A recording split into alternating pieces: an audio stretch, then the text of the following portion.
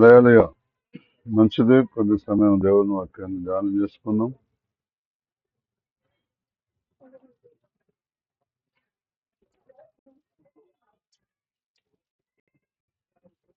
యెషయా గ్రంథం నుంచి 58వ అధ్యాయం 14వ వచనం చదువుకొని ముందుకు. యెషయా గ్రంథం నుంచి నీవు యెహోవా యందు ఆనందించదు, దేశం యొక్క ఉన్నత స్థలముల మీద నేను నిన్ను ఎక్కించదను, నేను తండ్రి అయిన యాకోబు స్వాస్థ్యమును నీ అనుభవంలో ఉంచదను. యెహోవా సెలవిచ్చిన వాక్కు ఇదే. హల్లెలూయా. చిన్న ప్రార్థన. పరిశుద్ధమైన తండ్రి, యెషయా గ్రంథం 58వ అధ్యాయం 14వ వచనం చదువుకున్నాం. మహాకనికరను బట్టి, కృపను బట్టి ఇటు కాదు పెట్టాల్సింది, ఇటు కాదు పెట్టాల్సింది. ఇది ఏ మూలకు వెళ్తుందో అట్లా ఆపోజిట్ పెట్టాలి, అక్కడ పెట్టాలి.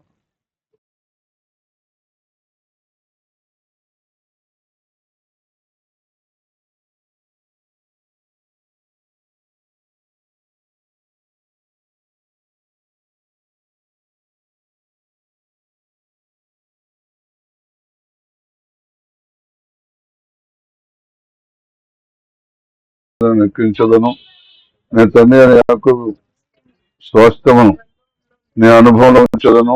యెహోవా సెలవిచ్చిన వాక్కు ఇదే. చిన్న ప్రార్థన. పరిశుద్ధన మా తండ్రి, మీరు ఇచ్చిన వాక్కును మేము ధ్యానించుకోబోతున్నాం.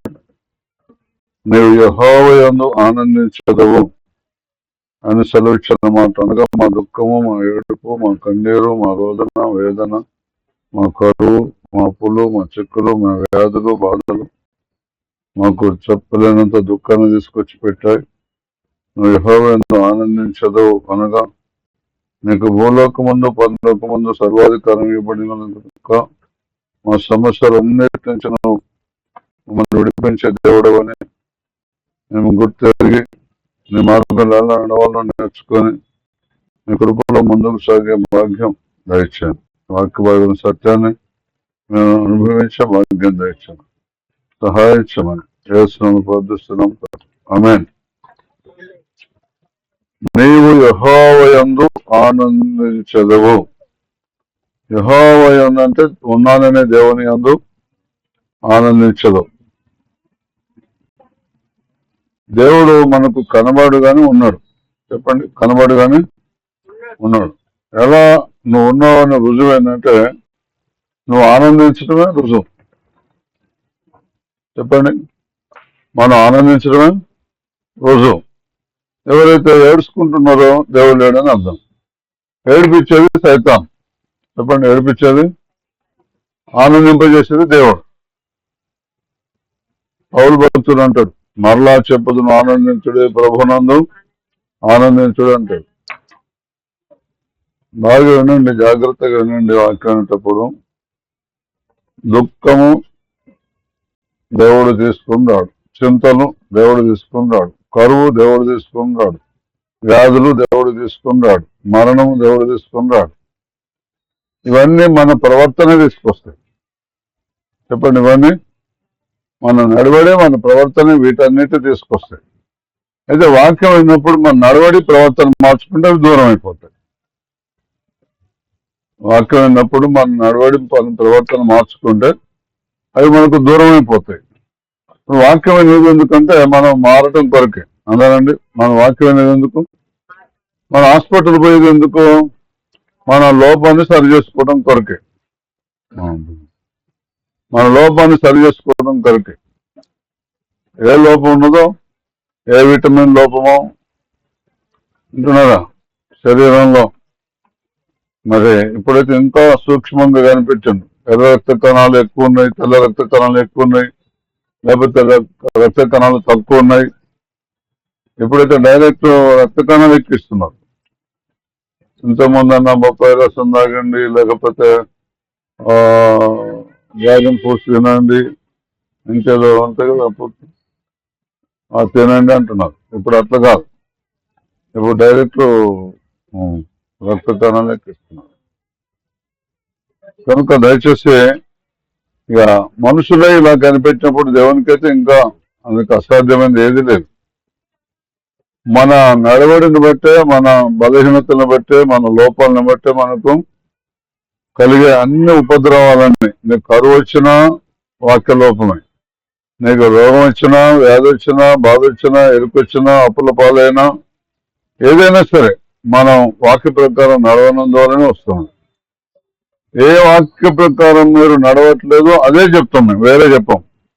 రోగం ఒకటైతే మందు ఒకటి ఇస్తున్నారు డాక్టర్లు, అందుకొరకే బిల్లు ఎక్కువ అవుతుంది, జబ్బు ఇంకా ఎక్కువ అవుతుంది. కానీ ఆ రోగం కనిపెట్టి దానికి మందు ఇస్తే పైసలు కూడా ఎక్కువ కాదు, మనకు ఖర్చు, వాళ్ళకు సమయం కూడా ఎక్కువ పట్టదు. వింటున్నారా? నేనైతే కొంతమంది వైద్యం చూశాను, తక్కువ ఖర్చుతోటే రోగాలు పోయిన వాళ్ళని చూశాను. అసలైతే మీరు బతకరన్నారు, వ్యాధి తగ్గదన్నారు. దాని గురించి అనుభవం ఉన్న వాళ్ళు చాలా తక్కువ ఖర్చుతో ఉన్న ట్రీట్మెంట్ చేసిన తగ్గిపోయింది. అలాగే ఇంకా దేవుని దగ్గర అయితే ఆ ట్రీట్మెంట్ కాదు, నోటి మాటే ట్రీట్మెంట్. చెప్పండి, దేవుని నోటి మాట ఆ ట్రీట్మెంట్. స్కానింగ్ అదే, ఆపరేషన్ అదే, ఇంకేమైనా చూస్తే టెస్టులు అదే, అన్ని రకాల టెస్టులు అంటూ అన్ని అవే, సిటీ స్కాన్ అదే, మొత్తం వాక్యమే. కనుక మీరు చేయాల్సింది ఏంటంటే, మీ సమస్యలు పోయినాయి, దేవుని దగ్గరకు వచ్చింది. సమస్యలు పోయినప్పుడు ఏం చేయాలి? ఆనందించాలి. మీకు లక్షల అప్పులు ఉన్నాయి అనుకోండి, కిలో బంగారం దొరికింది అనుకుందాం మనం, మీకు ఎమ్మటే సమస్య పోయినట్టు అనిపిస్తుందా? మరి దేవుడే దొరికినప్పుడు సమస్య పోదా? చెప్పండి, మీరే చెప్పండి. అంటే కిలో బంగారం కంటే అధ్వానం యేసు ప్రభు, కిలో బంగారం కంటే అధ్వానం అంత చీఫ్ యేసు ప్రభు కాదని అంత రూఢిగా మేము హృదయంలో ఉన్నప్పుడు. అందుకొరకే రోమీయులకు రాసిన పత్రికలో 8వ అధ్యాయంలో 32, 34 ఏమంటాడు? తన కుమారుని ఇచ్చిన దేవుడు కుమారునితో పాటు సమస్తాన్ని మనకు ఎందుకు ఇవ్వడు? చదువుతారా? ఏమండి? తన సొంత కుమారుని నీ పాపాల కొరకు, శాపాల కొరకు, వ్యాధుల కొరకు, బాధల కొరకు, అప్పుల కొరకు, చిక్కుల కొరకు, చికాకుల కొరకు నీ సొంత కుమారుని అనుగ్రహించడానికి వెనక తీయక మనందరి కొరకు ఆయనను అప్పగించిన వాడు, ఆయనతో పాటు సమస్తమును మనకెందుకు అనుగ్రహింపడు? మీరే చెప్పండి. నీ పాపాల కొరకు, నీ దోషాల కొరకు, నీ అతిక్రమాల కొరకు, నీ వ్యాధుల కొరకు, నీ బాధల కొరకు కుమారుని అప్పగించిన నమ్ముతున్నావు కదా.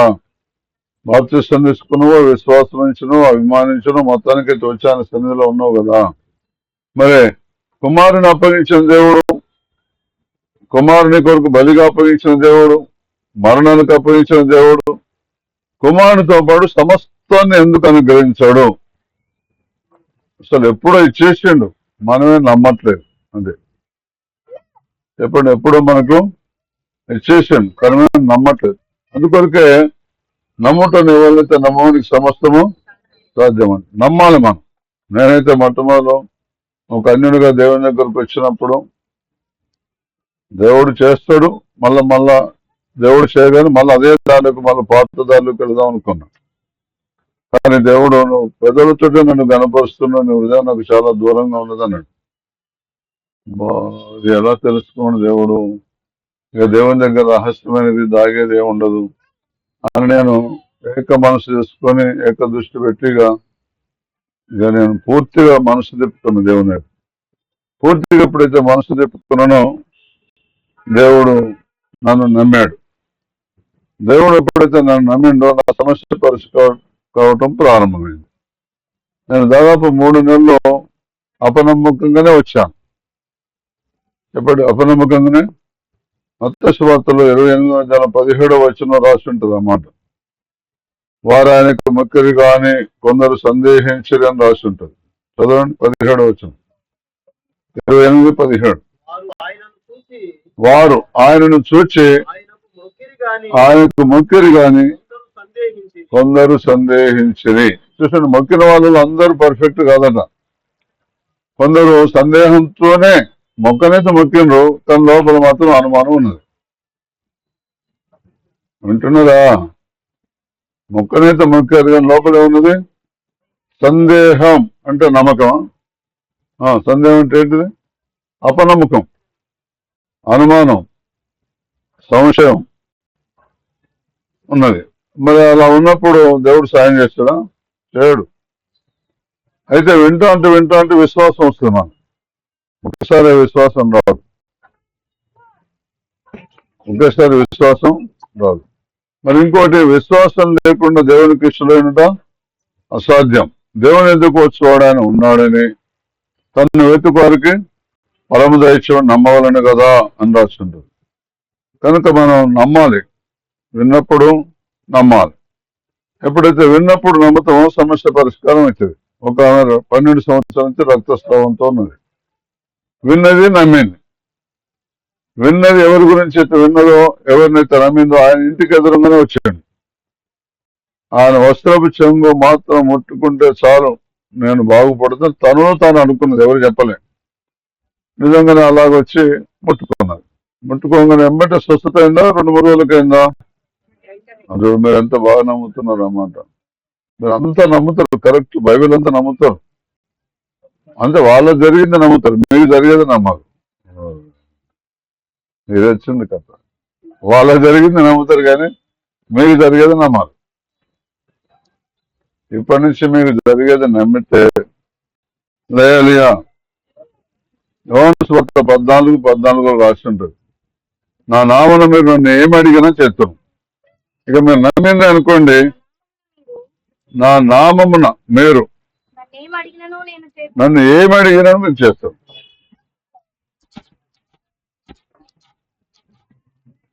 మరి మీరు అడిగిండ్రు, ఏమన్నా చేసిండా? ఇంకా అడిగిస్తున్నారు కనుక చేయాల్సిన ఏమన్నా? నా నామమున అంటే అర్థం ఏంటిదంటే, యేసు ప్రభువుకి దేవుని వాక్యం అనే పేరు. ఇప్పుడు యేసు పేరేంటిది? దేవుని వాక్యం. యేసు ప్రభువుకి ఏం పేరు ఉన్నది? దేవుని వాక్యం. నామమన్నా వాక్యమన్నా ఒకటే. ఇప్పుడు నామమన్నా వాక్యమన్నా ఒకటే. యేసు ప్రభువుకి దేవుని వాక్యమనే నామం ఉన్నప్పుడు వాక్యం అంటే దేవుడేనే. దేవుడు అంటే వాక్యమేనే. నా నామమున అంటే అర్థం ఏంటంటే, నా వాక్య ప్రకారం మీరు ఉంటే, మీ వాక్యం కాదు. మీరు బైబిల్ చూసుకొని నా వాక్యం అంటారు, మీ వాక్యం కాదు. దేవుడు నేను ఏ వాక్య ప్రకారం ఉండమని చెప్పిండో ఆ వాక్యం. చెప్పండి, దేవుడు మిమ్మల్ని ఏ వాక్య ప్రకారం ఉండమని చెప్పిండో ఆ వాక్యం. ఇప్పుడు చూడండి, కొంతమంది విశ్వాసంతో ఉండని చెప్తాడు. విశ్వాసం ఉన్న వాళ్ళకి విశ్వాసం ఎదగండి అని చెప్తాడు. విశ్వాసం ఎదిగిన వారికి పలానా పని చేయని చెప్తాడు. వింటున్నారా? విశ్వాసం లేని వారికి విశ్వాసంగా ఉండని చెప్తాడు. విశ్వాసం ఉన్న వారికి ఇంకా విశ్వాసం ఎదగండి అని చెప్తాడు. విశ్వాసం ఎదిగిన వారికి ఆ పని చేయండి అని చెప్తాడు. ఇప్పుడు చిన్న పిల్లలకు బకెట్ నిండా నీళ్ళు తెప్పని చెప్తాం మనం, చెప్తామా? వాళ్ళు మోయగలిగింది గ్లాసులోనూ చిన్న ఇంకా ఏదో వాళ్ళు కలిగి వాళ్ళ శక్తి సామర్థ్యాన్ని బట్టి మనం పనులు చెప్తాం. అలాగే దేవుడు కూడా అంతే.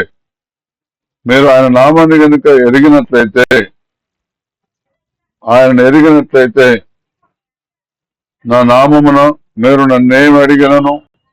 ఇంకా ఇదే మాటలు ఇంకో రీతి చెప్పాలంటే, యోహాను సువార్తలో 15వ అధ్యాయంలో 7వ వచనంలో, నా యందు మీరును మీ యందు నా మాటలు నిలిచి వల్ల మీకు ఏది ఇష్టమో అడుగుడాను.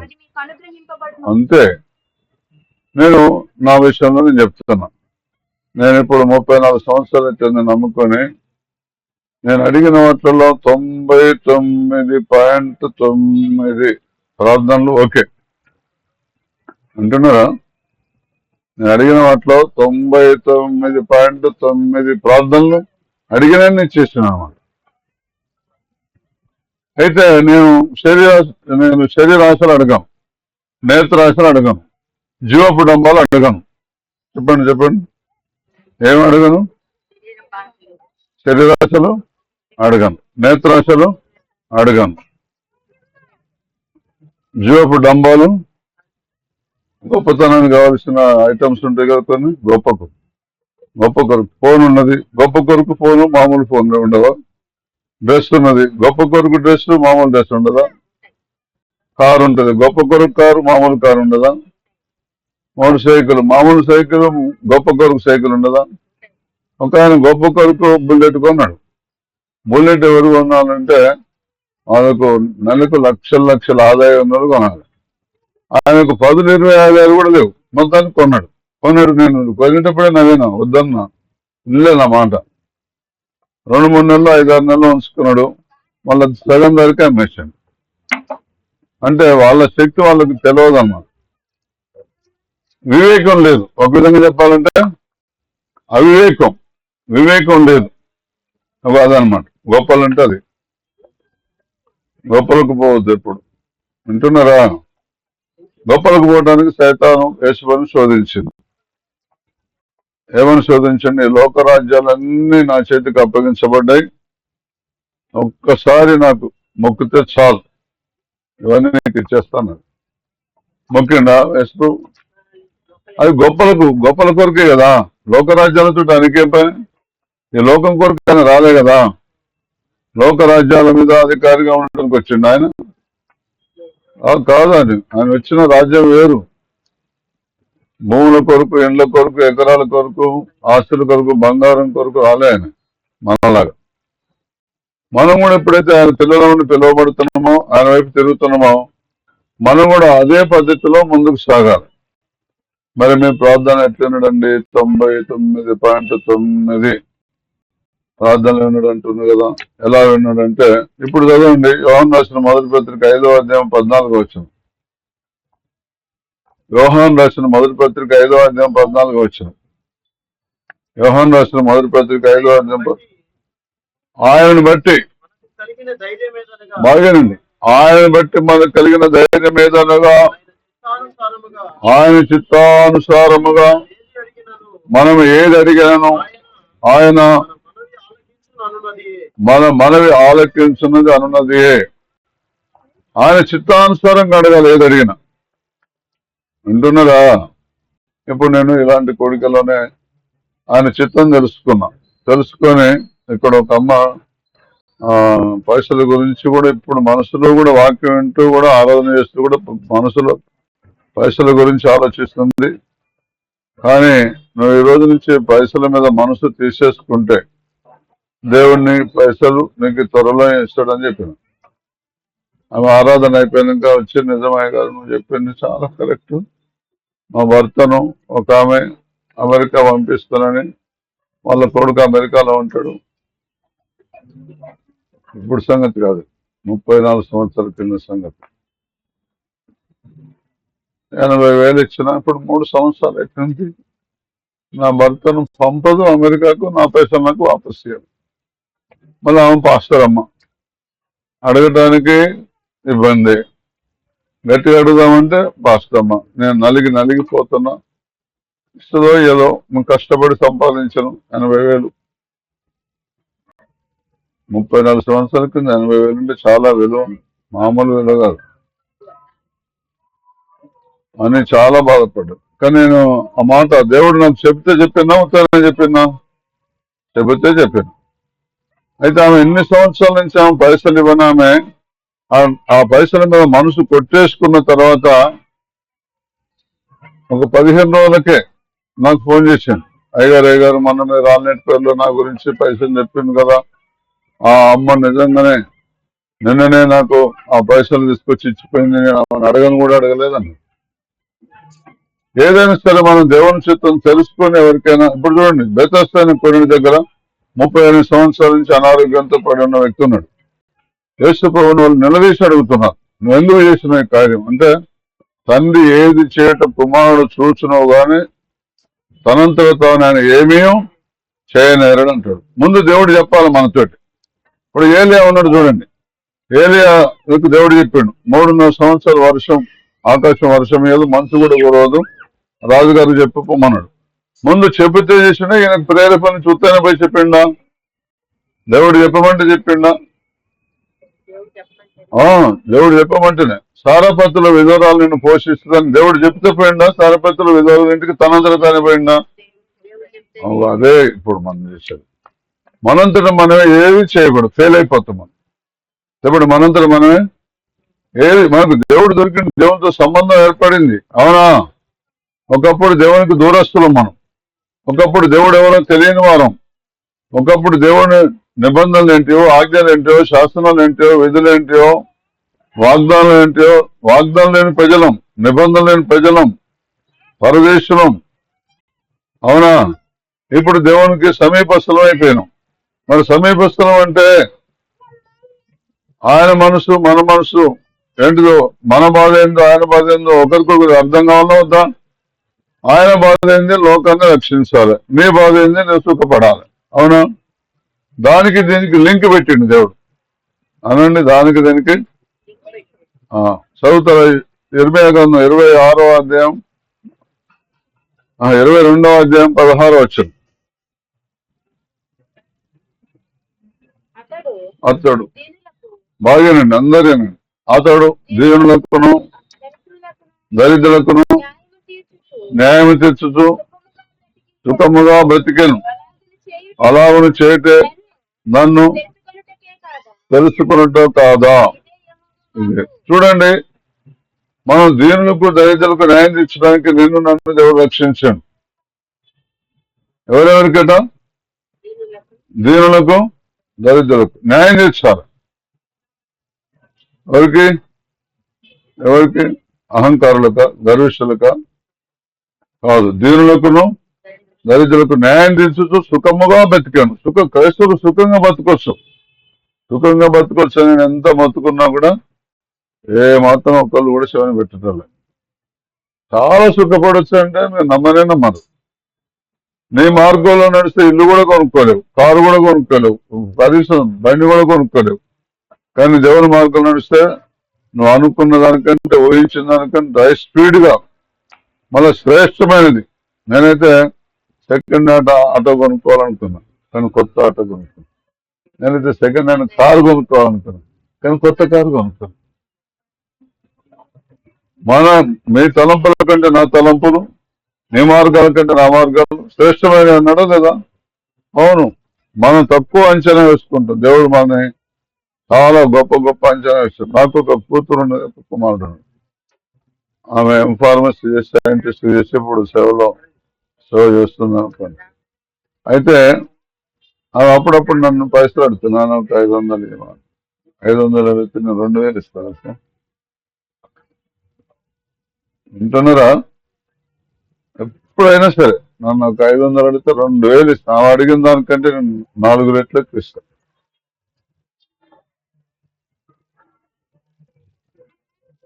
అడిగిన దానికంటే 4 రెట్లు. బిచ్చగాళ్ళు కూడా ₹1, ₹2, ₹10 ఇచ్చేస్తాను.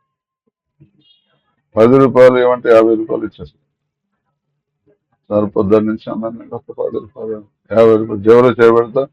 50 కాదు, 100 వస్తే 100 కూడా ఇచ్చేస్తాను.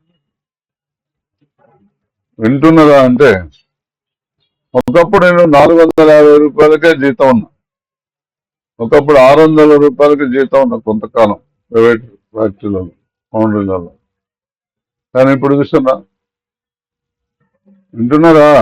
ఇదంతా మరి నా తెలివితేటలు కాదు. ఆయన ఎవరికి ప్రార్థన చేయమన్నాడో వాళ్ళు చేస్తాను అంతే. ఆయన ఎవరికి ఏ వాక్యం చెప్పమన్నాడో అదే వాక్యం చెప్తాను, అదే, వేరే ఏం లేదు నాకు. మీరు కూడా అది కనుక అలా చేశారనుకోండి, నా నామను మీరు నన్ను ఏది అడిగినా, ఆ నామను మనం ఏది అడిగినా అంటే నీకు ఇష్టమైన అడగొద్దు, నువ్వు ఆయనకి ఇష్టమైన అడగాలి. ఆయన నామమున అన్నాడు అంటే దాంట్లో ఆయన ఇష్టమైన అర్థం. ఇప్పుడు చూడండి, యోహాను రాసిన మొదటి పత్రిక 3వ అధ్యాయం 22వ వచనం. యోహాను రాసిన మొదటి పత్రిక 3వ అధ్యాయం 22వ వచనం. మరియు బాగానండి మాట, మరియు మనం ఆయన ఆజ్ఞలు గైకొనచ్చు, ఆయన దృష్టికి ఇష్టమైనవి చేస్తున్నాము గనుక మనం ఏది అడిగినాను ముందు ఆజ్ఞలు కైకొనాలి, తర్వాత మన ఆయనకి ఇష్టమైనదే చేయాలి. మన ఇష్టమైన చేయకూడదు. మన ఆజ్ఞలు ఏంటో తెలియదు, ఆజ్ఞలు పక్కన పెట్టేస్తాము. మళ్ళీ తర్వాత ఆయనకి ఇష్టమైనవి చేయము, ఆజ్ఞలు పక్కన పెట్టేస్తాం. ఆయనకి అంత మన ఇష్టమే చేసుకుంటాం, మళ్ళీ ప్రార్థన చేస్తాం. వినుడు ఆ ప్రార్థన దేవుడు. ముందు ఆయన ఆజ్ఞలు కైకొనాలి, తర్వాత ఆయనకి ఇష్టమైనవి చేయాలి, తర్వాత మీరు ఏది అడిగినా చేస్తారు. ఒక పాస్టర్ గారు, ఒక సువార్థికుడు ఇస్తున్నాడు, అయ్యగారు నాకు ఏం అర్థం కావట్లేదు, నేను ఎవ్వరికి ప్రార్థన చేసినా స్వస్థత అవుతుంది, నేను ఎవ్వరికి ప్రార్థన చేసినా బాధలు పోతాయి, కానీ నా ఇంట్లో అసలు బాధలు పోవట్లేదు. ఇంట్లో లేరా కొంతమంది? లేరా అంటే ఎవరు చెప్పారంటే, నేనన్నా నువ్వు మారు మనసు అంతే నీకు నీకు నీకు దొరుకుతాయి, నీకు దొరుకుతాయి అని చెప్తాను. మనం మనసు మార్చుకోవాలి, రోజు మార్చుకోవాలి మనసు. మీరు రోజు తలదూకుంటాం, వాళ్ళనికి సరిదూకుంటాం, చెప్తే ఏమవుతుంది? రోజు ఫోటో వేసుకుంటాం, వారానికి సరి వేసుకుంటా, రోజు పండు దూకుంటాం, వారానికి సరి దూకుంటా. నా నామూన మీరు నన్ను ఏమడిగినా సరే నేను చేస్తానంటే అర్థం ఏంటంటే, నువ్వు నమ్మంగానే నీకు ఇష్టం వచ్చినట్టు చేసుడు కాదు అర్థం. అసలు నీకు అక్కరగా ఉన్నవేవో నువ్వు అడగక మునిపే మీ పరలోకపు తండ్రికి తెలియను. మత్తయి సువార్త 6:8 వచ్చింది. మత్తయి సువార్త 6:8 వచ్చింది.